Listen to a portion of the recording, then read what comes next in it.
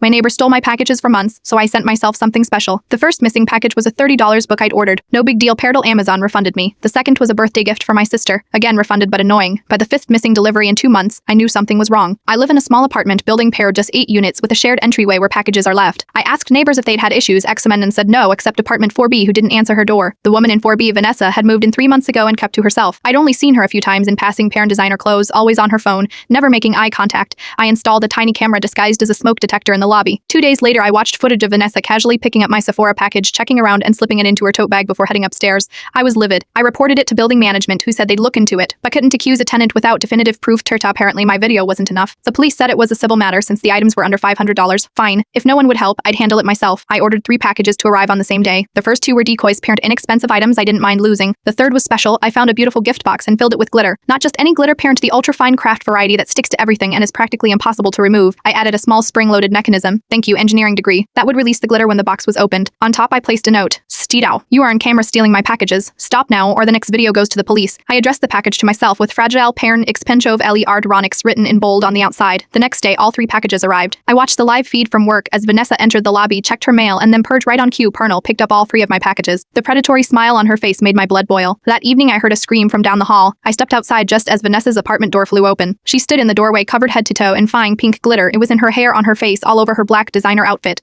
and based on her furious expression, probably in places glitter should never be. I smiled innocently. Having a crafting emergency. This is harassment. She sputtered, glitter falling from her hair with each word. Interesting perspective from someone I have on video stealing at least 6 of my packages, I replied, holding out my phone. Would you like me to show you the footage? Or should I just email it to building management and the police? Her face fell. The glitter somehow made her look even more defeated. I'll replace everything, she mumbled, and I won't touch her packages again. 2 days later, a pile of Amazon packages appeared at my door. Parent replacements for everything she'd taken. I also noticed a professional cleaning service spent an entire day at her apartment. The best part, she moved out 3 weeks later. The building manager later confided that she'd broken her lease because she couldn't get her apartment clean. Parent, apparently the glitter had gotten into her air vents. And yes, I sent her a housewarming card at her new address. Plenty what was inside, just kidding. I'm not a monster. The glitter revenge was enough.